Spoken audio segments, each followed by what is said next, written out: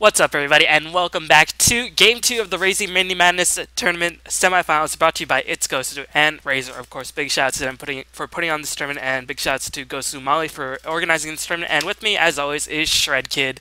And we have Game 2 of TongFu up on the Radiant versus Orange on the Dire. And if you haven't seen Game 1, I recommend you watch it. It was a pretty exciting game, but Orange had a couple slip-ups at the end. But hopefully this game should be much more exciting. So, ready to go?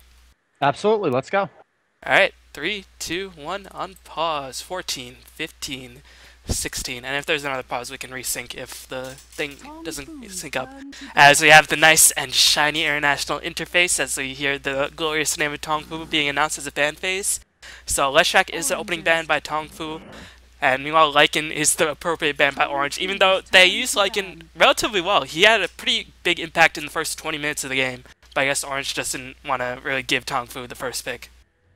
Yeah, it's very different if you have first pick versus second pick on the kind of heroes you ban. Usually the second pick team will ban Lycanthrope and any other first pick heroes such as Naga Siren or maybe even Syllabear in some areas of the world, but right now we're probably just going to see Lycan, Naga, and some other random first pick person. And yeah, there's the Naga Siren. Yep, and of course there's a couple heroes that can be banned, Chen, and also some Orange Southeast Asian specific heroes like Queen of Pain, even though we've seen the Chinese experiment with that quite effectively as well, but that will most likely be seen in the second round of ban if it comes down to that. Of course, Windrunner is a solid ban in any scenario. So TongFu, they're just thinking long and hard. They don't want to ban too powerful hero, they just want to make Orange ban it. But still, keep in mind this is very, very close to International too, so both teams do not want to give away too much for the game plan this early on. So TongFu already taking some time to think about what their last ban will be.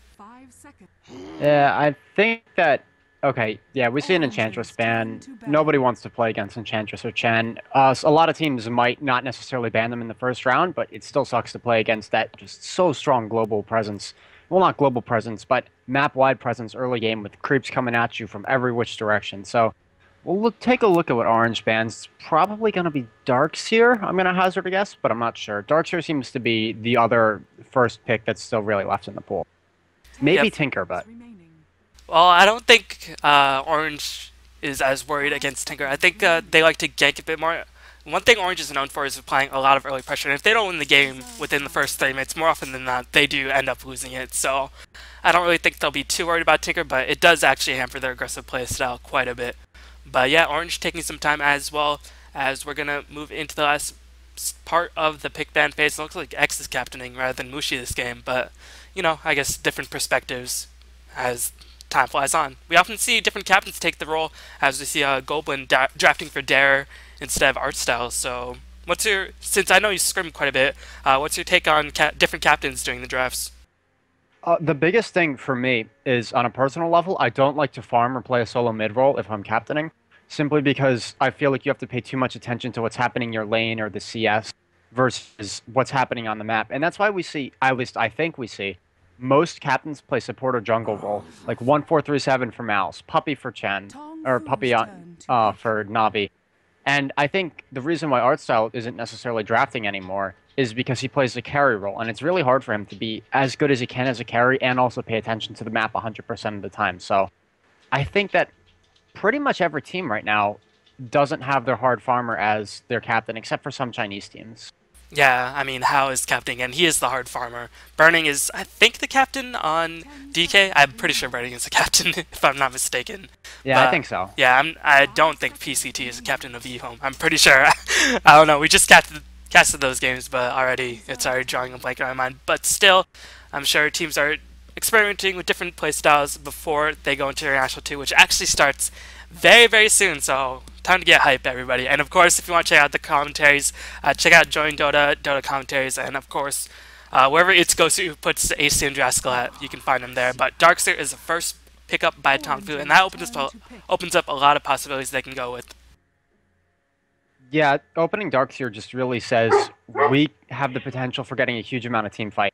And Orange has to do something to address that, because if they give away a lot of big AoE team fighters or even a lot of chasing power, which Darkseer is known for, it can go really badly really fast.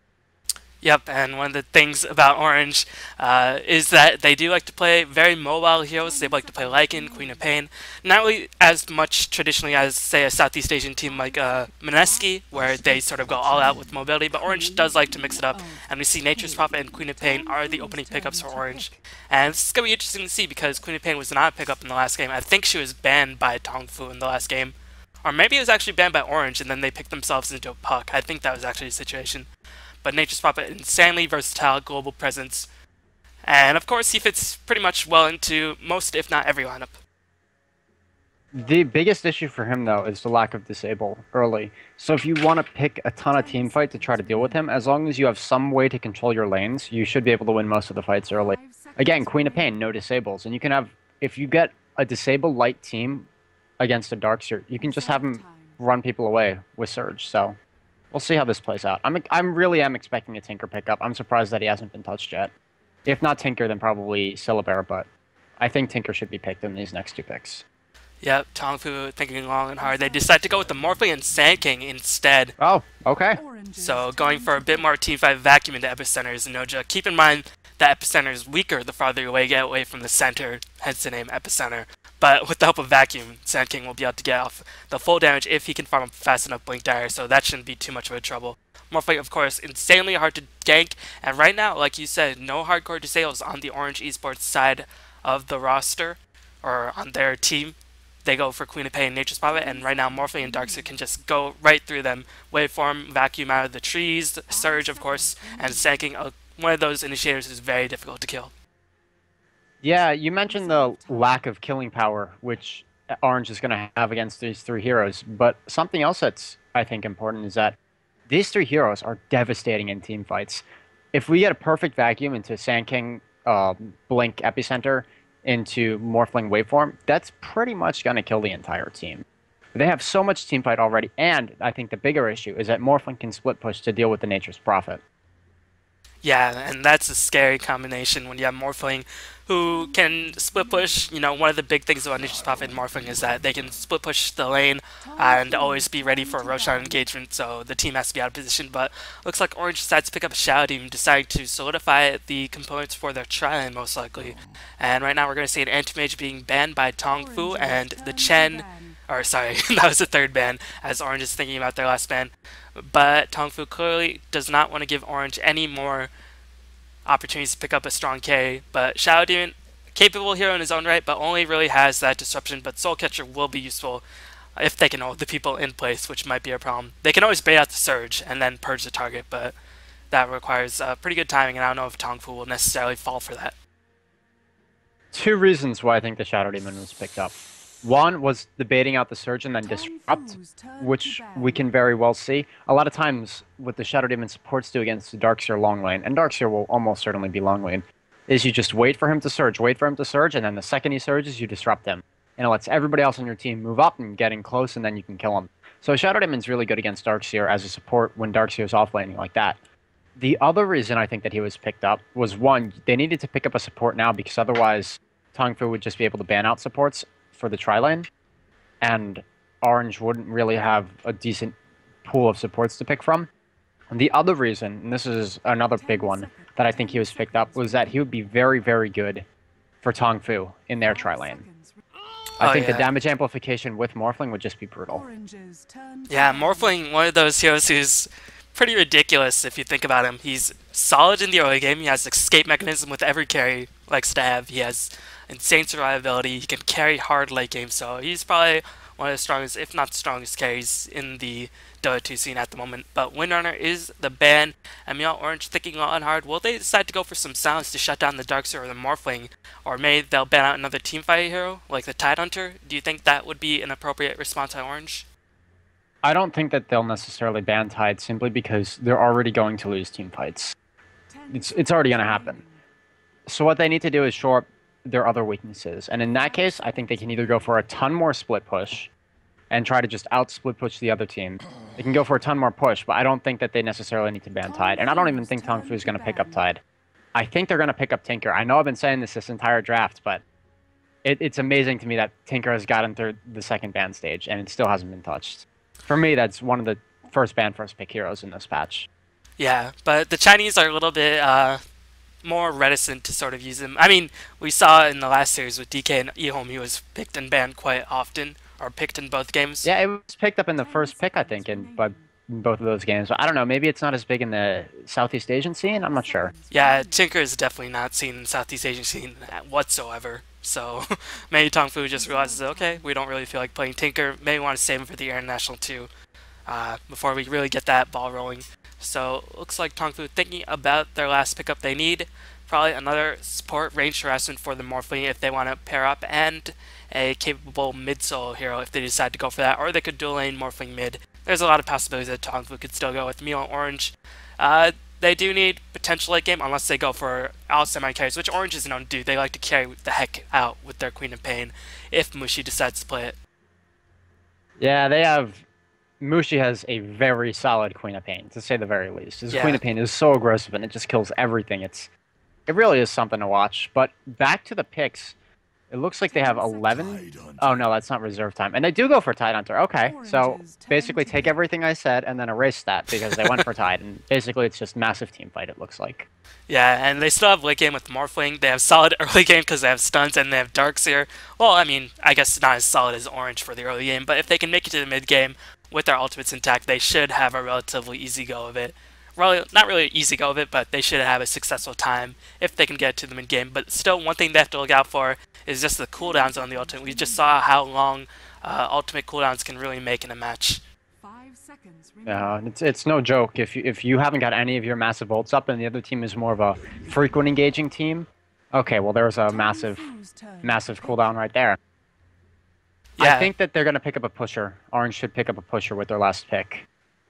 So we're probably I going to think see. that they need to outpush TongFu. We're And probably that's how going to they win see this game. Enigma jungle, right? Because I I'm honestly not do not entirely see. sure, to be honest. I'm not sure how Orange likes to lane in general. The way the North American Europeans would probably lane this is Fira on offlane, Enigma jungle, Queen of Pain mid, and Shadow Demon supporting someone. Oh, and this is cool. That's my Yes. favorite hero. Okay, I'll talk about this later. Dude, But I could write yeah, Orange like will an probably essay. just do a tri-lane, I think. Maybe Enigma in the jungle? I'm not sure. I could write an essay about Batrider. He's my favorite hero too. I thought Tinker was yours, but No, I started liking Batrider again after I started having to play him to counter TA. And then I was like, oh yeah, I actually like this hero. So yeah. But most likely we'll see either a safe lane Batrider with the jungler in the forest or a solo mid Batrider, and they could do that. I guess they could maybe put Darkseer in the jungle. I don't know how. no, I think it'll be a tri-lane, Darkseer off lane, and Batrider mid. Is I Okay. think what's going to happen. Yeah, that would make more sense. But still, they have to be worried about the morphing harassment. But, I mean, you have tanky supports in the form of Stanking and Tidehunter. And meanwhile, Tinker is the last pick up by Oh Orange. no, We're going to that see was the last worst pick. thing they could have done. Bat owns Tinker. Here's why. I think one way that's really good at beating Tinker is you have to pull him out of the area that the March of the Machines is going on. The best way to do that is Batrider. The best way to do that is if you have Darkseer surging Batrider, he blinks in and just takes Tinker with him. It's like, oh, what do you do? It's one of the I think it's something that's underutilized in countering Tinker right now because it's very strong, and I think we actually might see it in the international too as like a surprise counter to Tinker. Because I think a lot of teams are aware of it now that Tinker is so strong, but they just haven't done it. So I don't know. I don't know how effective this Tinker is going to be against a Batrider and Darkseer. Yeah, and of course, Batrider, the traditional Chinese way. Of course, in the European scene, I mean, man, in Dota 1, we honestly have seen very rare Batrider pickups. I mean, EG Demon likes to pick it up, and Fluff plays a nice support Batrider. But in the old school European Dota 1 games, they go for Vanguard, Hood, Tank Up. But in the Chinese build, which I think is the better build, they like to get Blink Dagger as fast as possible, which is hopefully around the 10-11 minute mark before everybody's too high leveled and Batrider doesn't need too much tank. And then they go for BKB, because really not too much can be done to shut down a BKB Batrider while he's dragging one of your heroes. So if he gets enough farm, he is one of the most devastating initiators in the game. Every single fight will be a 4v5 if you give the farm on the Batrider. And I think TongFu's playing this. Tranquils are extremely good on Batrider. I expect to see Tranquil into a BOT later. And yeah, we are going to see Tranquils because the Ring of Protection. But let's introduce the teams before I get off on a rant about Batrider. No, I could listen to rants about Batrider all day. Big man crush on that guy. He has such badass voice acting too. But anyway, going over Orange, we have Ice playing Shadow Demon once again. Mushi's going to be playing the Tinker on the top lane. Looks like Yamateh is playing Queen of Pain. Rather than the off lane, he's going to be playing solo mid. or Extinct is going to be playing the Enigma, and Winter is going to be playing the Nature's Prophet. And Enigma is probably just going to deny this creep for Winter, and then probably head back to the jungle, or they might dual lane it. I don't know. Probably just deny the creep and then go to the jungle. Yeah, I think that's likely. So on TongFu, we have Hao playing the farming morph. We're going to have Mu playing Batrider. We will have Awoke on his Dark, Sansheng on the support Tidehunter, and Kabu on the SK. And Kabu plays a pretty good SK, so I'm looking forward to it. Yeah, definitely is going to be interesting and a fun game to watch because, man, I love me some Batrider. But maybe TongFu shouldn't have revealed their cards so early, or maybe they just want to see in a professional match how he'd work out. A lot of mind games, and I guess the practice with the Batrider is more important than just sort of saving him as a last pickup. And Orange, the reason why I was a little bit concerned about the Enigma is because Southeast Asians do not pick up Enigma ever, pretty much, like, at all. Yeah. So, Also, you'd most something likely that Batrider's really, really good at doing now, and I've just discovered this in spamming him in pub games, is against Enigma, you can throw the missile right before Enigma's going to black hole, and you can get it right almost every single time. And he'll just be knocked out of it the second he starts black holing. So, if Enigma doesn't get a BKB, Batrider really should be able to cancel off all the black holes with the change to, I don't know how long it was ago, but the change to its missile should be able to knock him out of the ult, no problem. Yeah, and we are going to see a safe lane bat. This isn't as common as we see in pubs and European scene, but this is very, very common in the Chinese scene, or in the Asian scene in general. Seeing safe lane bat, just so he doesn't have to spend 600 gold to pick up a bottle, he can just start building towards that Blink Dagger immediately. Just get boots, and then go right for that Blink Dagger, instead of just saving money for a bottle, where we see solo mid barriers do so often. So, yeah, it's interesting pickup. The timing on it, especially in a free lane like this, should be, well, Tranquil's as fast as he can, which is going to be really soon, and then about an 8-minute dagger. Maybe 7 if he's less hits like everything. But that's going to be brutal to play against. It really will be. Yep. And if we look at mid, we actually have Morphling mid against the Queen of Pain. Just throwing out some harass with the waveform. This lane really should go in favor of the Queen of Pain. Both of them can control runes sorta well, but it looks like Sansheng's just going to stack Ancients. I'm not sure what he's doing over there. Yeah, he's just stacking Ancients. Yeah, it should go in favor of Queen of Pain, but right now she only has 3 last hits, and Morphling has 8. Of course, that doesn't mean too much of this early on, and once Yamateh starts putting some points, is maxing out Screen Pain rather than getting a couple points into Shadow Strike, where we see so often in Queen of Pain builds. So I guess pushing the lane as fast as possible so he can get rune control is the best option, but he does have to worry for those roaming supports in the form of Tidehunter, and the bottle is shipped out to Yamateh already. So right now, this is what we often saw in the later stages of Dota 1, and now we're seeing a bit more in Dota 2. 2 lanes are completely free for one team, and then it's really just come down to the mid lane roam and how well the picks stack up to each other in the mid game. Yep. It's excuse me. It's a lot of each team is like, hey, we'll let you do your thing, we'll do our thing, and then we're gonna start running into each other. And it looks like there's a gank out on Yamateh, but he's just gonna blink away. Anyway, I was gonna say about this lane. Morphling wins it early until Queen of Pain has 5, and then Queen of Pain wins the lane super hardcore. Because Morphling can actually outlast hit her early, as long as the lane's positioned well for him, and it was. Yep, and Yamateh is going to pick up 1 point of Shadow Strike. Well, she is level 4, but is most likely going to go back into Scream of Pain once she hits level 5, just to push the wave and get rune control. On the bottom lane, looks like Winter is having an abysmal time, and he can't really even go to the jungle, so he can't really gank any lane, so this Nature's Prophet is not going to get any early farm. But still, Nature's Prophet early farm is not too important. He will find his farm sooner or later in the game. Now, that hero is going to get money. It's just, you can't put it off for too long, so. The biggest issue, though, is that they're not challenging the Batrider. And I am actually worried about how the super early engages are going to go. And Bat has a super fast stack. Yeah, one thing about Bat, if you don't manage to farm a fast Blink Dagger, if you get it around like the 13, 14 minute mark, if you're having a relatively difficult time or if you're not used to his animation, is that, okay, 13, 14 minute mark, the other supports are going to be tanky enough to survive the initial flaming last one. They'll be able to throw out stuns. You want to get that Blink Dagger as fast as possible just so they can throw out the stuns and hold Baron in place, because until he gets 1 tank item, he has only 2.0 strength growth. So it's not really very, very strong at all. So if he manages to farm a very early Blink Dagger, then he can just go out of control, pick up fast level, and get the shorter cooldown, and just be in control of that game. Absolutely. But conversely, we have Tinker getting completely free farmed also. And Tinker free farm is just as terrifying, if not more terrifying. If you get that super fast BOT up, it's so hard to deal with. Batrider has a good way of challenging him once the BOT is up. But make no mistake, we're going to have an ultra-fast BOT for Mushi, And looks like who there's is going gonna for the March of the Machines build. looks like there's gonna be a push by Winter teleporting in, realizing the bottom lane is completely lost. So they're gonna be able to push down this tower with the help of Enigma from the jungle, and this tower should fall relatively easily. And looks like Sanshang's still level 1. And in response, TongFu is going to be pushing that bottom tower, so that's going to give Bat and Tinker more gold respectively. Mushi, he has the soaring and the boots, so picking up the soaring before the boots of travel, so he would have had like boots of travel and about 300 more gold. What do you think about this choice? Oh, no, this is really super standard. In safe lane Tink, they will almost always, 95% of the time, get the Soul Ring first, just so that they can spam up March of the Machines in lane. Pushes the lane and make sure no one can get near them, and then also they can go to the Ancients if they want to, so... This is really standard, and I think most people agree that it's the better way of doing it for safe lane. But it looks like we're going to have an engage going on, Disruption and Curse going on Sansheng. Tinker's going to laser him, he's moving up, a Woke TP's in to haste him away. Looks like he'll be safe. Yep, and I think you might be a little bit behind me, so just Ah, fast crap. forward. Okay, where are you?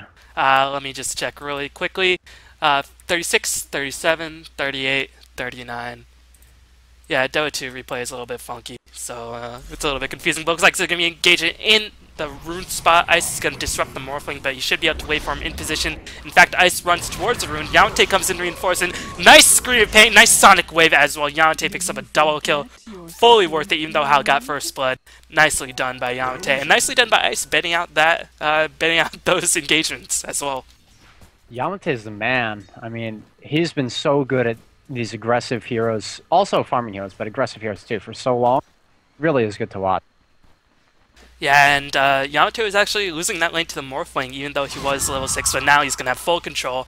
And once Tinker gets his boots of travel, and with Yamateh blinking all over the map, and if Enigma picks up a fast blink dagger, which he might do, we'll just check out Enigma's items. He went for Soul Ring, and still way too early to tell at this point.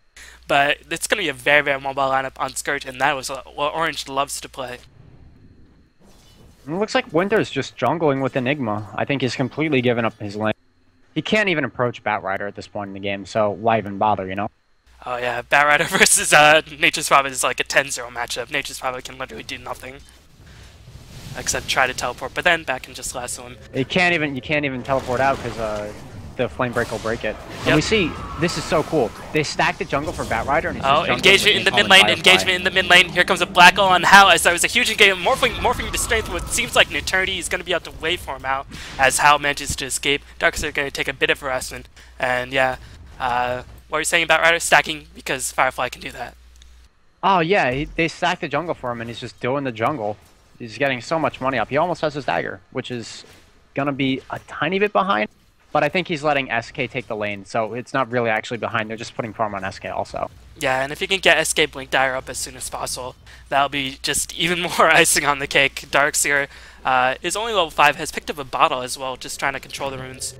But Black Hole is already used, and Morphling managed to survive. And just to check out Morphling's item, he's going to pick up the Aquila most likely. Meanwhile, Yamateh has picked up Treads, as it's still too early to tell what the big items will be. But just checking out Enigma, he has picked up the Tranquil Boots as well. So really not too much item progression, but keep in mind this is the only aim it's in the game, so gotta be reasonable. Yeah, you can't expect any, you know, big on fives at this point or anything, but... Oh, a Woke. Anyway, it looks like BOT is going to be done on Tinker, and there's an engage going on in top. The Woke gets stunned and just absolutely melted.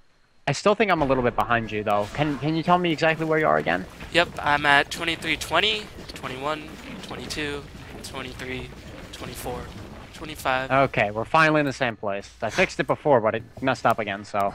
Yeah, damn you, Dota 2. I know, right? It's the worst thing. I hate Well, Dota 2. it's still the best beta, I think, ever created. I didn't mean it. But, it looks like, for the most part, we're not going to see any huge engages. We see Ice sort of pressuring mid, but I don't think it's necessarily going to be able to kill How or anything. And just check out the early last hits. Tinker has 55 and 17, so Mushi's farming extraordinarily well. I think he said he had his boots of travel. Yeah, he does. He had it for probably a minute now. Barra has 51 CS, Enigma and Queen of Pain over 45. So looks like the Radiant are being hurt down in terms of farm, but they have such solid team fight that it doesn't really matter if they get too far behind in the early CS. It's going to be up to Orange to push out as soon as possible, and it's going to be difficult when Barra is just going to be protected with the Darkseer.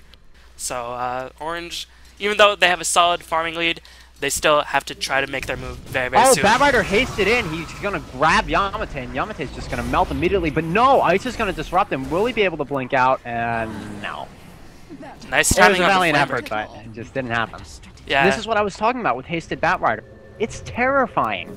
Haste Rune is by far and away the best rune that you can get on Batrider. And with Darkseer in the mix, it's going to happen in every single engage. Like, oh man, it's so hard to deal with. So, what are your thoughts on in perhaps the International 2 if that's not paired up with the Darkseer? If that's not picked with Darkseer, you Yeah. said? He's still a strong hero in my opinion, but probably won't be seen as much. I think that the only time that we'll necessarily see him is in response to Tinker, because he really is good at dealing with Tinker. And I think a lot of times, a lot of teams are going to have a choice in the picks between either Darkseer or Tinker. It's very hard to get both of those heroes on the same team unless you get a Lycan on the other team as a first pick. So I think that a lot of times he will appear, it will be with Darkseer, and it will be against Tinker. I don't think that'll necessarily appear a lot not against Tinker, and I think Darkseer is just like a great way of extending his power against that Tinker. Because I don't really see what his role is right now, except in countering Tinker, you know? Yeah, and looks like Sansheng was surged. He spied Ice, but Ice manages to retreat. A lot of wards being placed at the moment. As you can see, the wards just simultaneously blinking red and green on the map because they're stacked right on top of each other. Maybe I'll just check out Winter's farm. Like he said, he's just farming abysmally as he was pressured in the early game, and now he has to stay pretty close by. And meanwhile, Tinker has put a couple points in Martial Machines, and we'll see what he puts in at the level 9. He picks up a second point to Rocket. So, He'll probably just max rockets at this point. yeah. As Yamateh with the double damage rune can't get too much done. And Orange is taking down one tower, but TongFu has done the same. And still, Orange can't take this to the late game. Unless, like, they rely on pretty much the most magnificent black holes of Extinct's life, which he can do. But still, you don't want to be facing a late game against Morphling, Bat, Darkseer, Tidehunter. The thing is, while they'll lose late game team fights, if they're able to successfully push out the lanes with Tinker... Oh no, Batrider's gonna... Oh, he's gonna get out. Batrider responded a little bit slowly there. He could have blinked in and tried to missile him, but they just didn't have vision. Yeah. Anyway, like I was saying, I think that, sure, they'll lose the team fights late game, but if they're able to push out the lanes, maybe they can have Prophet or Tinker take a Rax while a team fight's happening. I don't know. The biggest issue, though, is going to be that BOT on Batrider, if he elects to go for it. And that's such a popular build because it gives Batrider control over other areas of the map. If you see someone farming on the other side of the map, you can just BOT in and dagger on top of that person, and they'll die. And that's even better against Tinker because Tinker is usually going to be on the other side of the map as you. But it looks like Kabu is epicentering Mushi. Mushi tries to deal as much damage, but it looks like he's just going to go down. Also, some nice play by Kabu, who's just kind of lurking on the side, waiting for Tinker to push up. Yeah, and looks like just in the middle lane, I forgot what I was going to say, but there's going to be blinking on Yamateh. Here comes the Firefly Batrider with the Iron Shell. Just going to be gravy as Moo picks up the last hit. And this Batrider Blink Dagger just doing so much work. He's already gotten off 2 ganks, and it's only been 13 minutes in the game. So right now, TongFu looks to be in strong shape. And Winter having no farm, Mushi not being able to farm nearly as freely as they like, but he still has the Staff of Wizardry, so he's going to go for that 4th staff. But if he can pick it up in safety, that's the real question. Yeah, I wanted to talk about 2 things that are sort of out of the ordinary right now. Do you see the ward in between the Tier 1 and Tier 2 towers mid for Orange? Yeah. That's to protect them from Batrider, because he can start there and get hasted and get all the way up to mid lane and drag somebody out just from that point. So you don't really see that ward that often, but that's why it's up. It's because they're scared of Batrider. Point 2 that I wanted to talk about was Batrider's skill build, which is highly unorthodox, but it makes a lot... Oh no, he's going to dagger onto Mushi. He is going to interrupt his TP. Stacking the Napalm, he gets 1 on, but he's just going to back up. Scared about TP support, and wisely so. X is coming in on Enigma. Yeah, Extinct is going to be thwarted, but that Firefly is still doing ridiculous damage. Well, not ridiculous in comparison to Martial Machines. Martial Machines is too good. But Ice is going to teleport in. He might get caught with the Batrider. Blink out by Batrider. He's going to be A-okay.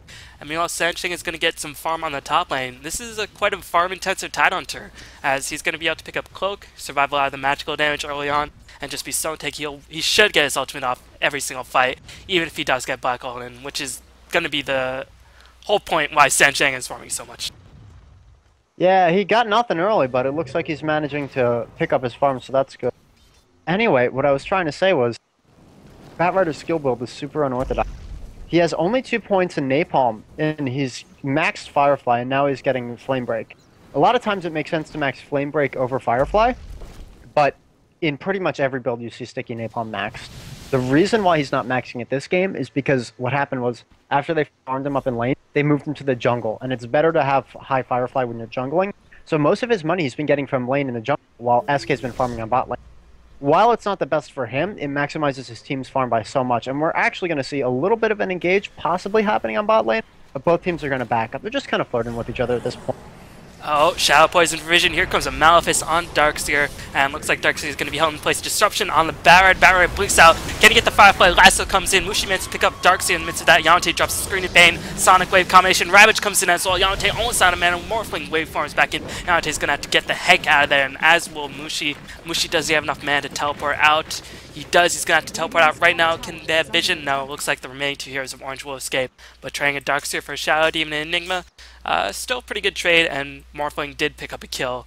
So overall, TongFu just seems to have, I swear, like, TongFu has some map hack. They just, like, know whenever Orange is going to make an engagement or just threatening to move in. They really are so smart. They always have everybody in the right place at the right time, and it looks like Ice might actually die on mid lane. No, Disruption's going to come in time before the replicate can go out, so he'll be okay. Yeah, and looks like Shadow Demon's changed his build, not maxing Shadow Poison like we saw in the last game. And this makes a lot of sense as well. Get the lower cooldown and get, of course, that damage amplification on the Soul Catcher. Because Shadow Poison, the heroes are just so mobile, you won't get so many stacks. Shadow Demon will just fall very, very quickly in all of these engagements. Just so much mobility in both teams.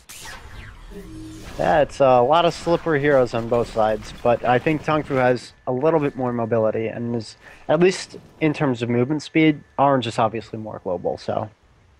Yeah, and actually, I checked the goal graph at 11 minutes, it was dead even, but now it looks like Rain starting to make a bit of an advantage. Tower count is completely even. Morphling just going to wave in for farm. Here comes Yamateh with the blink in, just going to harass Hao back. He can't kill Hao at this moment, especially with Sonic Wave cooling down. Looks like there's going to be a Roshan attempt by the Dire. Is TongFu aware of this? No, looks like they are not, but they might suspect something. They have that innate sixth sense.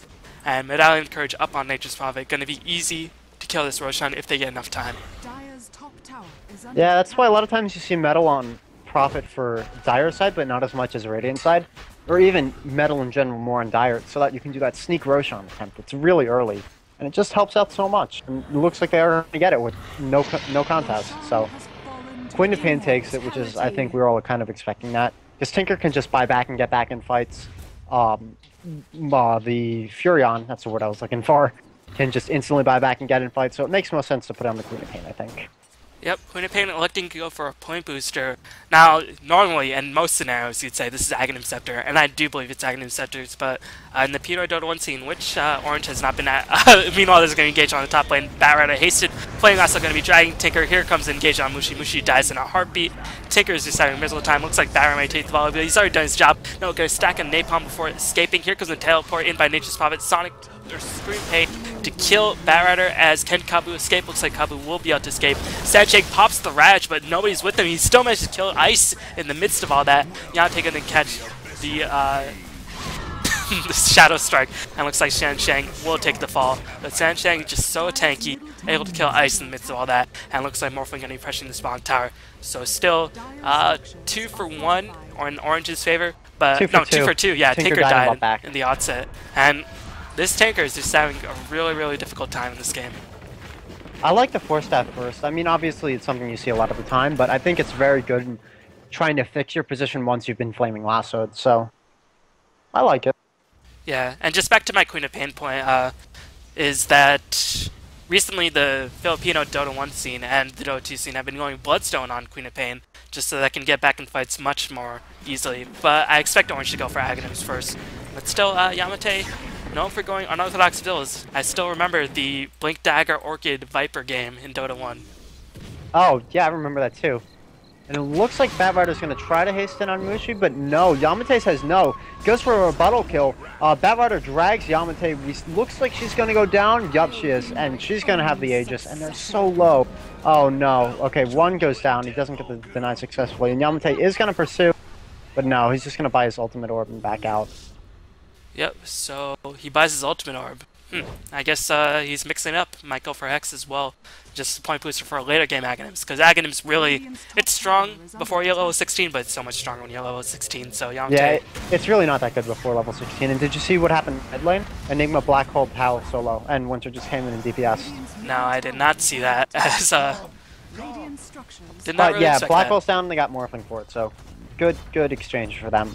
Yeah, you should use Black Hole as often as possible in the early game, and then we should really hold on to it in the mid game. And it's approaching the mid game, but still, using Black Hole for Morphling is well worth it. Morphling, just checking out his farm, is going to go for the E-Blade right off the bat, and just checking out the last hits. Tinker, 124, Morphling, 106, but neither of these heroes are having too huge of an impact at this point in the game. No, the biggest thing for Orange is that their towers are all still up. And they have two tier 1 towers of their own, so if they can get the other tier 1 at bot, I think that it'll really open up the map for them for some ganks on solo heroes instead of team fights. It'll really let, say, the Nature's Prophet and Queen of Pain go around killing people solo. Enigma's actually picked up the BKB right off the bat, so Flame Break won't be as effective in terms of disrupting, but here comes an engagement on Yamateh. Can they chain the stuns? Yes, Yamateh is going to die so easily, and this is the power of the initiation. You just hold Yamateh in place for so long, and it's going to be up in another 65 seconds, so our Orange has to be careful. So, yeah, Enigma going straight BKB rather than Blink Dagger. I guess this That's is just... very smart because it's so hard to get a Black Hole off against a Bat Rider who knows what he's doing, and I guarantee you, Mu 100% knows what he's doing. He is going to get a Force Staff, which I kind of expected, get the Tinker even more out of position, but the BKB on Enigma is going to be a game-changing item, no doubt. Well, there's always a delicate balance. You want to initiate with Bat Rider, but you still want to stay back to disrupt the... But Mu is definitely, like you said, such a good player that he knows what he's doing in any situation, but it looks like Mushi just going to force dive himself in. I thought he might have been going on Morphling, but Morphling just going to chill the heck out. Only 600 gold from finishing that E-Blade. And does Sand have his dagger? Yes, he does. So the team fight just got a whole lot more messy for Orange to deal with. Oh, this is going to be brutal. I will be surprised if Orange just straight wins another team fight in the next 20 minutes. I don't think they can. Like, a 5v5 team fight, what are they going to do? Yeah, even if I they think didn't that have... they can solo pick people better than TongFu can, at least with their global presence. But I don't know about team fighting. And Mushi venturing very close, still has to be very aware, but that's the power of wards. Kabu gonna blink in, but Mushi just manages to force to stop himself out. Mushi still being very daring, despite how many times he's died, as you can just check out the hero kill score. Oh, 1 and 2, he's died twice, so I might have exaggerated right there. I like it, though. I like when people don't necessarily get too scared because they die once or twice and then they still continue to play aggressive. Now, that's not to say that you're dying and playing aggressive and then continuing to die. Oh, looks like there's an engage going on bot. We have Epicenter channeled on. Oh my god, Epicenter and Ravage is just too much. Yeah, Yamateh is not fortunate, but here comes another engagement. Barrett at the flame break, and Winter is going to be held in place. Winter decided he wanted to die with his fellow teammates to see what it's like. And TongFu, that wasn't even a straight up team fight, it was just more of a massacre, as just Orange is caught out of position. And Enigma is going to have to hold on, so Tinker, he has to split push all the lanes as fast as he can. But TongFu probably content to just farm up while they wait for the ultimates to cool down. And this is... When you win engagement with these huge ultimates, you have more time to have those ultimates cool down, as Mushi's just going to get pushed back by the Morphling. He does have his E-Blade, so Mushi does have to be careful from another source. So this must be the most terrifying game of Mushi's life. Yeah, with the Darkseer, so much Morphling, initiation, bad. so much initiation on Tong combined with the Ethereal. It's going to be rough for Tinker. Extinct, maneuvering himself in position. Well, here comes a blink in by Yamateh, and will X manage to get the initiation? No, Yamateh dies too quickly, and now X is going to have to back off, as he was caught between a rock and a hard place. And Yamateh, despite his early game prowess, is not performing very well. He's just been completely focused on 4 and 5, and they know Yamateh is going to have the most significant impact in order for Orange to win in the mid game. Absolutely, he's going to be all of their damage in team fights. Now, we didn't talk about the ultimate orb and the point booster on Queen of Pain. I'm pretty sure that this is going to be... Oh, wow, I completely missed that kill. Yeah, that Sorry was... about that. Did you catch that one? I caught most of the engage. I mean, Morphling was disrupted Soul Catcher, but he was able to replicate out, and he was still at around 200 HP, but I guess Wrath of Nature... And I don't know if Soul Catcher was still there, but Wrath of Nature, in conjunction with that ward, was able to kill off Morphling. Yeah, my bad. Hey, just cut me off when that's happening. No, I don't I wanna thought Morphling blather would be around all those okay. kills, I thought but, Morphling would be okay. I thought he was going to be A-okay, but Winter was just like, nah, bro. I Fair got this. enough. As Winter picks up a very late game Midas. Just going to amplify his farm, but you know, it might not be economically sound, but it does give Nature's Prophet some options for the late game, and Mushi does have to be very careful, but he has all his teammates to back him up. As, yeah, just going back to the point booster ultimate orb, just give him as much stats as possible to survive. Yeah, try to survive the back combo and then get into a hex later. Yeah, I mean, you know, you might go for Lincoln's, but still, Ravage. Lincoln's is no very good against Batrider. Yeah, but it's Very not well so good could be against that. the Tide Hunter and all that. Yeah. There's just a lot of damage being pumped out. And can TongFu defend this tower? Batrider is going to fling Lasso in, force staff to push him ahead. Ice is going to drop a disruption, but he's going to most certainly pay for it with his life as Morphling just shotguns him down. Mushi might be caught out of position as well. No, just some defensive rockets going to hold him in place and send some parting messages to the TongFu squad. But right now, Orange is finding it extremely difficult to push, and now the ultimates are all back online. So Orange is just starting to get the chokehold going against them. They really can't pressure towers as effectively, even though they do have Nature's Prophet and Tinker, and Nature's Prophet is going to take advantage of the situation. But there's going to be successful defense, and actually Winter is going to be initiated on. Can he teleport out? No, Adaptive Strike says no to that, and Winter should take the fall. No mana on the Morphling. Oh, here comes the E-Blade, and looks like, oh, like somebody so graciously corrected me. Anchor Smash is actually physical damage in my last commentary. It's not magical damage. And the Anchor Smash whiffed on the E-Bladed Tinker, or E-Bladed Nature's Prophet. Yeah, I think that they need to push out the Nature's Prophet, and so that they won't necessarily be on the towers, but that just puts them at such a risk, and TongFu can just go and collect their kill. And I think every single hero on TongFu has either a dagger or a mechanism such as Waveform. And it looks like Bat's going to open on Yamateh. He blinks in, grabs Yamateh, 4 steps back. Kabu's going to blink in with an Epicenter and Burrow Strike. Some people say overkill, I say massacre, and it looks like, oh no, Black Hole's going to go on 2 people, he's BKB'd, and Kabu is going to go down, so they are going to get a rebuttal kill, but Awoke's getting DPS down. I think one more is going to get him, he does. Sansheng follows up with a Ravage. Next is just taking too much damage, he doesn't stand a chance. Yeah, something we failed to notice is that looks like Sansheng somehow managed to farm a Blink Dagger. Farm Tide Hunter is going to be so difficult to deal with at this point. As Blink Dagger, Hooded Defiance, this Tide Hunter should theoretically never ever die in this game ever again. Yeah, it'll be hard. But still, Orange lineup has so much pushing potential. With the Nature's Prophet and Tinker, they're able to still kill off towers, but they have to be worried. And just checking out the levels at this point in the game, levels are all in favor of TongFu, as they have 3 level 15s, and meanwhile Orange is suffering very hard. And poor Ice, once again, is just being harassed so heavily. You gotta feel bad for him at some point. Yeah, I mean, Ice, well, he's gonna be like, alright guys, don't let this happen to me at TI2. just get all out of the way right now, and then, you know, just protect me. I'll be the heavy carry in TI2, don't worry. Wouldn't that be something? As looks like another Roshan. That would be something. Yep, another Roshan attempt trying to go on. But I think, no wards up for TongFu, as Orange has done a nice job warding. Yeah, Orange has just been placing wards all over the map, and still, I mean, just the range of initiation with Darkseer in conjunction with all these blinks is just too heavy. But now TongFu does suspect something's up, and they're going to smoke in. Here comes Barrow with the Flaming Lasso. Ice is going to be the first one to be focused. Ravage comes in. No, Ravage is still on cooldown, but it looks like Morphling immediately picks up a kill. Enigma, does he have Black Hole? He does not, as it's here comes the Sonic Wave. Enigma BKB dropping Midnight Pulse, but that doesn't do anything. Tyrant is just rushing in, is just taking all of the damage at this point, and still at 3/4 HP. This Tyrant is giving 0 sorts of fucks.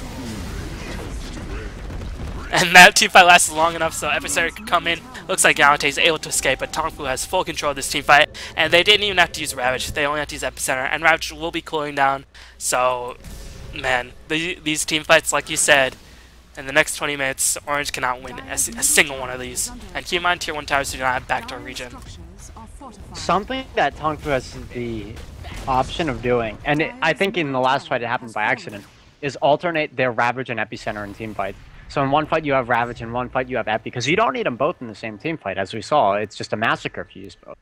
But if you have them alternated, you can team fight twice as much and still win the team fights.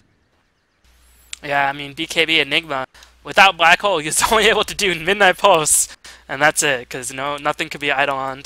And BKB Enigma without Black Hole, not too strong to deal with, as here comes the Roshan attempt. Can Orange get in position? How long is the Black Hole cooldown? It will be up, so Orange might want to take this fight. But here comes another blanket by Barrett and Kabu. Looks like they're initiating on Mushi this time. Yamateh is going to be A-OK for now. Mushi's going to be able to survive. No Flame Break and E-Blade enough to pick up the kill. Meanwhile, X manages to kill Kabu. Tinker buys back. He knows that this is a very crucial engagement. Did Roshan get taken? I guess Roshan did get taken as Barrett was killed by a neutral somehow. And now he's going to be able to retrieve. How did not have the Aegis? Where did Roshan go? Oh, he's still there. I guess he was hexed or something. Or maybe I'm just blind. I think I'm just blind. It's hard to miss Rosh, but no, I'll tell you where Roshan was. I was cracking up. It was Batrider decided to TP out right near where the ward is for Orange, and because he was at so low health and he was going to die to a dot, so he just TPs out. And I saw Roshan running at him, and the Jaws theme started playing in my head, and he didn't break his TP. He just stood there, and he just got slayed by Roshan. It was, that's hilarious. It was pretty funny. Revenge of the Roshan. Yeah. Orange is going to win a team fight. I think what happened there was Batrider tried to pull Tinker down from a cliff that you can't pull people over in Dota 2. In Dota 1, you could drag people over that with a Force Staff. In Dota 2, you can't. And it's just some of the little changes that have happened with Batrider in Dota 1 and Dota 2, but that's just an engine change, which actually did affect how that team fight played out. No, I think they fixed it as here comes a Blink and Ravage. Looks like Anger Smash and Epicenter are going to be channeled. They know they wanted to try to take this G5. Black Hole catching 3 heroes doing so much work. Can they have enough fall-off damage to kill the rest of the heroes? No, the heroes are just too tanky. Extinct is going to have to get out of there as soon as possible. Wall Replica being casted as well, and Orange is just going to have to back the heck away. Ice dies. Looks like somehow Winter managed to teleport out of there, or maybe that was Yamateh, as they're going to only lose 2 heroes, but still Black Hole on 3 heroes for the full duration, and just not enough damage being pumped out by Orange to do that. Yeah, if they get a Black Hole, they gotta have a couple marches up and the Sonic Wave and a couple of Scream of Pains. That's where the damage is. Tinker finishes his Hex, so that might help in terms of locking down Morphling, or Bat. Bat decided to go for Force Staff rather than for BKB, because Enigma, if he catches it in Black Hole, BKB won't matter too much, I suppose. And Force Staff does. But just to go back to that, I think they fixed the cliff point. I just thought Flame Lasso expired too soon before he could Force Staff himself down. I'm pretty sure they fixed the cliff change. It may have expired, but they still didn't fix all the cliffs. A lot of them are still not what they were in Dota 1. And I don't know if it's intentional changes or not intentional changes, but the cliffs don't work the same with that. There are some that you should be able to pull over that you can't. Oh, I'm sad. I'm very sad now. Every time I die because that happens, I get really pissed off and say a horrible word. And then I'm like, well, it's Dota 2. I kind of expect this, but anyway. Yeah, no, most of the cliffs do work. I guess maybe this cliff. I don't know. I think it might have just expired, but probably just some random situations it just doesn't work as appropriate, and then you just get very mad. But Sand King manages to pick up a kill on Ice. Ice just completely... He in under a second. He died in literally under a second. Yeah, that was brutal. I didn't even catch that. They have so much damage from TongFu. Every single hero on their team deals damage. Just look at the levels. Like, everybody's over level 12, over level 13, and then Ice is like... Guys, really? Level 9? Oh man, this happened in the last game too, right? He was just like 5 levels under everyone. Yep. And Tinker managed to pick up the last hit. Yamateh still holding on to the same items, has an Aegis at least, and now he has 3,500 gold. He'll finish the Hex right now. And double Hexes up on the Dire squad. They can still take this game, because double Hexes without any BKBs on the Sentinel squad, or sorry, Radiant squad. Double Hexes are going to be very, very useful. But they still have to find some way to deal the damage. Well, I think if they actually manage to get a couple of March of the Machines up, that is a damage dealer. It counts. It deals so much damage. So, what they have to do, and how they have to use these Hexes, is to Hex Bat immediately once he blinks in. And another one of the little changes from Dota 1 to Dota 2 is that Batrider takes a little more time before lassoing someone. It's like he thinks about it and then he grabs him. Sometimes it's only half a second at tops, but if he does grab somebody and he takes that time, I think it'll allow Yamateh or even Tinker to Hex him before he does it. So this is a very small change, which could have a large impact because of these Hexes now. Maybe they won't necessarily get Force initiated Staff on by Hal Batrider, on the so bottom lane as Mushi trying to get the chain sense, but how Mushi did not enough man to sufficiently do that. So looks like Hao is able to escape. But yeah, hexes. Cool item. I forgot the Yeah. last thing you were talking about to try to say. Alright, back to your point. I was just like, oh, hexes. Texas, good item. Good item. Pretty good item. But anyway, what was I gonna say? Oh man. Well, we Deciding also also got to Ags up on the SK, which is just even more damage. Yeah, and this is why I like back going to the jungle so early on, getting SK, and SK I feel like in these games is becoming more and more irrelevant, but when he gets to farm, he's just probably one of the best teamfight heroes in existence as TongFu is going to smoke up. Can Orange have that sixth sense? Will they know that TongFu is smoked up? Here comes Mushi.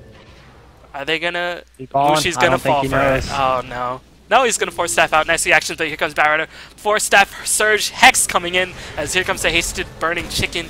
As will Ice be out to one in place. Ravage catching 3 heroes. Yamateh will be the first one to fall. As Epicenter coming in for Gravy. Mushi takes the fall right after Yamateh. Or not that it's extinct as Yamateh managed to blink out at barely an HP. Ice somehow managed to survive that engagement. And Mushi might just be like, come on Ice. What the heck, dude? Buyback coming out from... It looks like he's going to try to defend his tier 3, because otherwise they would have lost a rack, so... It's a good buyback. Trying to get the March of the Machines up. Yeah, and I think what Orange really needs now is that needs Yamateh to farm the Ags as fast as he's ever done before, because that's going to be so important. Just to deal a lot of damage. It does like 800 at the Academ's Scepter cost, and AoE, and has that ridiculous cooldown. So they really need Yamateh to pick up his Academics as fast as possible. Otherwise, they can't win any of these teamfights, even if Enigma manages to get the Black Hole. The heroes on the Radiant squad are just becoming so tanky. Pipe up on Tide, Aghanims up on Sanking, Mechanism Aghanims up on Darkseer, so now those illusions are even more. And that Rider picks up a very late game Vanguard.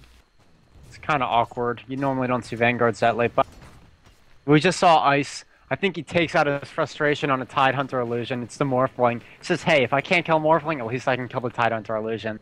Did he purge it? He purged it, yep. Oh no, Mushi, Mushi! Say it ain't so, Mushi, come on, man! You can do it, Mushi! No. Oh, Blinking Anchor Smash, Lasso. Mushi. Poor unfortunate. No, Force Staff! Live! No, Barra. It's just like, no, and Ice is just watching the carnage and he's gonna be next on the ball. Ice has no way of escaping this. Just gonna drop as much damage as possible. Moo picks up a double kill and just... It's... I feel... It's just like TongFu has all these ninja skills. They are actually circular ninjas. They are. They're everywhere on the map and they just sneak up on people and then they kill them without even people noticing. Kabu almost gets initiated on, but a very quick sandstorm is going to save his life. Yep, he's a ninja too. Like, seriously. Yeah. Everybody's a ninja on TongFu.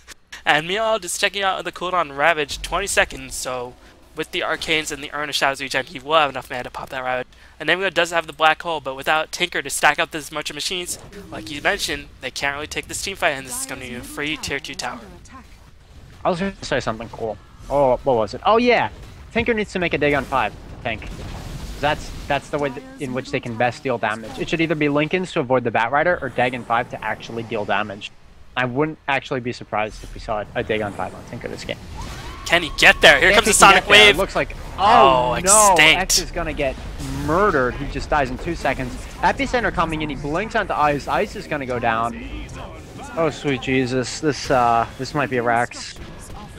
Tinker trying to do as much as possible. Yamateh doing a bit of damage in the background. And TongFu realizes, oh, Nature's Prophet, he's still in this game. As much as he tried to forget that he's still in this game, Winter's just like, nah, you can't forget about me, guys. As it looks like Moo's trying to catch up to him. No, all his cooldowns are used, but the napalms are stacked up. Moo should be able to catch up to him. Stacking up napalms, 4 stacks, and now those attacks will hurt very hard, and Morphling just comes in for Gravy. As another hero on Orange dies, and Orange... I mean, they could still win it. It's just looking very, very tough for them. They're going to need the biggest black hole of their lives. I don't know if it's necessarily as grim as we're making it out to be. Because if they can take this game later than it is right now, Tinker will get a Lincoln's and Dagon 5, and he can start murdering people super, super fast. However, they need to get to that point where probably Queen of Pain has a BKB. She has her... Does she have her Ags? No, I was clicked on the wrong person. She almost has. So if Prophet gets some DPS, and he's already got some, Tinker gets a Lincoln's and Dagon, and Queen of Pain gets like a BKB, I think they'll have an advantage and be able to win. However, they need to get there. That's the hard part. Yeah, and Nature's Prophet going for the late game build picks up a Maelstrom just to help clear the creep waves faster and deal much more damage in these team fights. Of course, Pipe reduces that effectiveness a little bit, and I forgot one of the early points when I just brought it up. At around 34 minutes in the game, the goal graph was completely even once again, and now Radiant picking up a giant spike. So it was funny at 34 minutes, but then I forgot what I was going to say. But still, this is a pretty even game. I mean, don't get me wrong, TongFu has a significant advantage now, but Orange is still finding a way. If they can get the items up, they can still come back. It'll just be difficult. It will be difficult, especially with that going for what looks like to be a Shivas or a Hex. He's going to blink in, but he doesn't find anybody, so he'll just farm. No big deal. Yeah, Mooj is playing this very, very nicely. Sand King is just going to ward up. Awoke has a gem, so here comes the suffocation, trying to limit as much of Orange's vision as much as possible. As here is a staple of Chinese Dota. When they feel like they want to go for the kill, when they want to go for the jugular, I'm sure this is going to time. Yeah, Roshan is respawn, so they're going to clear as much of vision as possible. And it's going to be difficult versus a Tinker and a Nature's Prophet, but still, clear as much vision possible, get the map control, take the Roshan, and then push to end the game. They've got everything that they need up. They have Aghanim Scepter and Dark Aghanim Scepter and Esper. They have a Shiva's Guard on Batrock. And, oh wow. Tidehunter is going for a refresher. He's not going to have it anytime soon, but it will be there if this doesn't work. And of course, Morphling's just getting out of control. He's got the Lincoln's Ethereal, and that looks like it's going to be a Manta style, but it's not quite done yet. Yeah, about that refresher, it's done. It's done? Yes, it's flying out on the bat. Oh, Yeah. oh gee. Yep. On the end. Oh no. Well, now they definitely don't need to stack all those ultimates. They can just hold on and take team fights 2 or 3 times if they want in the midst of one. So team fights are just completely lost cause at this point. And it's going to be up to the split push. Smoke. It looks like they're trying to backstab, or what's going on here? They might be trying to pick the Morphling, but he can just replicate out. Yeah, I mean, this is such a weird smoke that TongFu has no idea. Morphling should replicate back towards his team. He's going to replicate to the Sand King. And looks like TongFu is going to soak up as well. And Morphling, are you going to be in trouble? Here comes the Hex. Can they chin Sun's Malefice? Here comes the Demonic Purge. Black Hole being used just on Morphling, which is going to teleport in. And here comes all 5 of the Orange roster. They will go for the push. And he teleports scrolls there. Of course, teleport scrolls, except on the Sand King. He's got to get back as soon as possible. Nothing on the Tidehunter as well. This might be a Rex.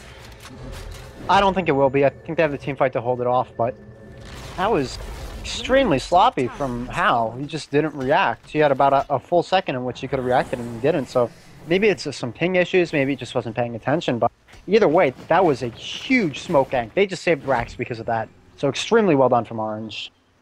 Yep, unfortunately Black Hole will be cooling down for the next 150 seconds, and somehow Mu killed Mushi. I don't even know how Mushi got there.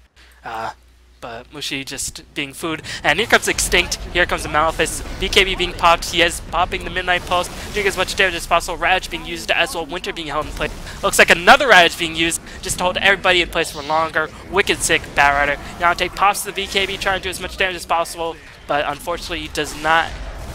He's not able to do it at this point, and Extinct is going to be the next one to fall. Yamateh is just going to blink out, and Darkseid picks up a kill on Extinct. And Meon Morphling has been down for these engagements. Barrett drops the Shiva's Guard. Looks like Mushi's going to take the fall once again. And I guess Mushi bought back and decided to die as a... I mean, I've seen better play from Mushi. Just going to say. I've never really seen him play Tinker that much, to be honest. Well, Mushi's like one of those guys who can play every hero, like ridiculously That's true. well. That is true. He is one of those guys. It's like him and Light of Heaven. A couple of other people can just literally play every hero, but... Yeah, and this game... Not his best showing, but still. They picked an anti-Tinker lineup, pretty much. I mean, the only thing they could have done was add a Storm Spirit into the mix. No, I kept saying, why aren't they picking Tinker? Why aren't they picking Tinker? And then in the one time when it doesn't work to pick Tinker, they pick Tinker. So, I don't know. Oh no, Batrider Ice! is going to go from 10 miles away, just grab the Shadow Demon, and he's just going to instantly die. He was like, Cliffs? Shred Kid, you have no idea what you're talking about. I got these cliffs. It's just, I guess, from the secret shop angle that's a little bit weird. As Cheese is going to pick up. Cheese. And double Ravage. Still a long way away. But once that's cooling down, I think they're going to go for the Rax. And they should be able to take it. The double Ravage, when he did it, was kind of funny, because Shadow Demon disrupted himself, Enigma was BKB'd, and it kind of hit Winter on the side. And they're like, oh, okay, throw it over, and then Tidehunter says, nope. round 2, and then he just ravages all of them the next time. They got the KO fatality. As Mushi is not picked up by him in literally the past, what seems like 20 minutes. As he's just been killed over and over, and he's been buying back, and he's been dying. As just checking out the kills, the deaths, Batride 10-3 and 19. Tied to 7-1-17. This is an ice 0-13-11. Oh my god, ice. Poor ice. Well, might as well just get out of your system right now. 0-13 seems bad, but the worst part is when you have more deaths, or as many deaths as your team death number is. Like, you're the only one who's died. I'll admit it, I've been that guy. It's happened to me before, so could always be worse, right? And it looks like Batrider's going to go on X. He's just going to lasso him. He's going to... Oh, Batrider's going to get hexed. We see a BKB from Yamateh. Kabu's coming in with the epicenter, but it's not actually hitting anybody. It looks like Enigma's just going to fall. Yamateh's on the retreat. He's BKB'd, so he should be okay. Darkseer's sprinting after him. I don't think that they have any way to kill him, so it looks like he'll be okay. Nice cheese usage by Moose. Definitely saved his life, as he's going to be able to survive. And Tyranitar, if he refreshes, he will have the Ravage. So this is going to mean pressure on the tier 3 tower, perhaps Rax. Enigma, he does not have buyback, so this will be a Rax. As Orange, it's going to be very difficult for them to defend them, but Tinker and Winter can push so fast, but I guess not fast enough. As here comes a Vacuum Wall Replica, those illusions will hurt like no other. 140% damage, so good. As Tinker just trying to rocket in March Machine as much as possible, but TongFu is just like, okay, we're tank enough that we can actually stand up to March Machines, which it's very difficult to do. And Tidehunter refreshes. It looks like he's going to Ravage soon. He's going in. Batrider lassos Tinker. Mushi goes down again, giving Batrider's godlike spree, and it looks like Mr. Rex is going to fall with no further challenge. Yup, Enigma is respawned, but without Tinker providing DPS, and TongFu is just going to back up. Even though they refreshed the Ravage, they're just going to back up and wait for, you know, the second refresher, as Winter was pressuring that bottom lane. So TongFu take a pretty easy Rax, and right now they have so much advantage, as it's approaching 10k gold graph, of course, as we've seen so recently, actually does not mean anything. Actually, there's an interesting statistic on Reddit. Somebody analyzed the defense matches, and it was similar to some of the League of Legends things, where 10% gold lead at around 12 minutes was like 70% rate of victory. I don't know. That's true. But the way Dota works right now is a lot of teams draft around getting early gold, whether it's from towers or ancients, so I think a lot of teams are keyed into that. Oh, Moo gonna blink and force that, but here comes the Shiver Guard. Extinct drops a huge black hole. Yamateh drops the Screaming Pain as well. Can he get the Sonic Wave? Barrier takes the fall. Looks like Barrier immediately buys back. Morphing is gonna respawn with the Aegis. Tidehunter's wicked sick as Barrier buys back, and it looks like Sencheng taking a bunch of damage, and Winter dies right before him.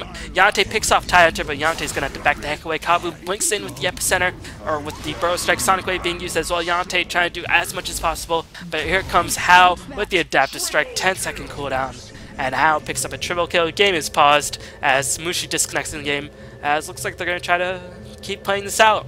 And you can see if Enigma gets a black hole, even without the Tinker there, this is still possible. Was Tinker even there? No, Tinker was dead.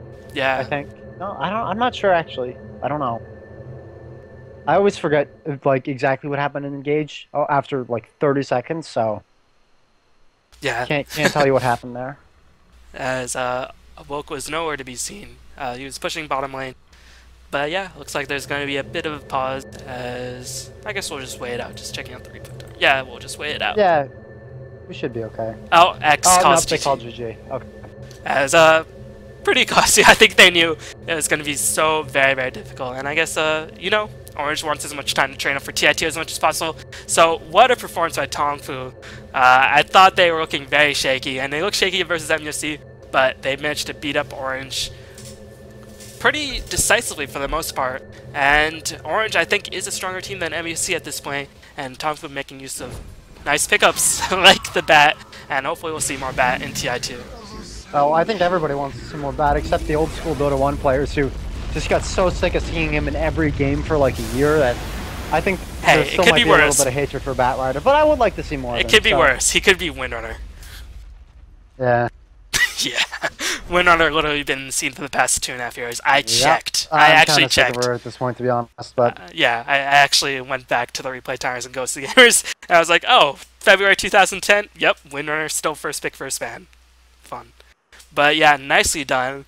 As thank you as always to Shredkid, and that was a good game to cast. So be sure to subscribe to Shredkid on his YouTube channel, youtube.com/ShredKidDota, as he currently does not have any videos, but eventually when he gets around to it, he will be able to put out some quality content. You already can tell he's smarter than me, so give him your support. And thank you for watching this game, and we will be back with the grand finals, TongFu versus DK. I'm hyped. And you are gone. But yeah, that's going to be the end of that game, so thank you all for watching, and have a fantastic game, and fantastic day.